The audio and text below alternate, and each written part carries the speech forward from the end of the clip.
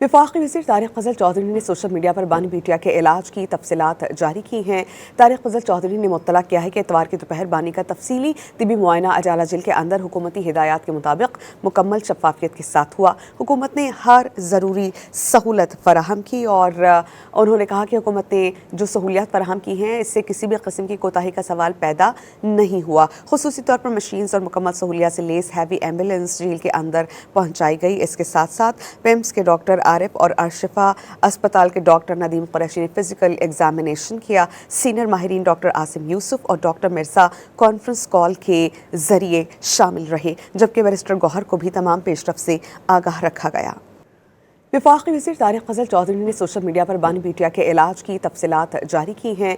तारिक फजल चौधरी ने मुत्तला किया है कि इतवार की दोपहर बानी का तफसीली तिबी मुआयना अजाला जेल के अंदर हुकूमती हिदायत के मुताबिक मुकम्मल शफाफियत के साथ हुआ। हुकूमत ने हर ज़रूरी सहूलत फराहम की और उन्होंने कहा कि हुकूमत ने जो सहूलियात फराहम की हैं इससे किसी भी किस्म की कोताही का सवाल पैदा नहीं हुआ। खुसूसी तौर पर मशीन्स और मुकम्मल सहूलियात से लेस हैवी एम्बुलेंस जेल के अंदर पहुँचाई गई। इसके साथ साथ पेम्स के डॉक्टर आरिफ और अशफा अस्पताल के डॉक्टर नदीम कुरैशी ने फिजिकल एग्जामिनेशन किया। सीनियर माहिरीन डॉक्टर आसिम यूसुफ और डॉक्टर मिर्जा कॉन्फ्रेंस कॉल के जरिए शामिल रहे, जबकि बैरिस्टर गौहर को भी तमाम पेशरफ से आगाह रखा गया।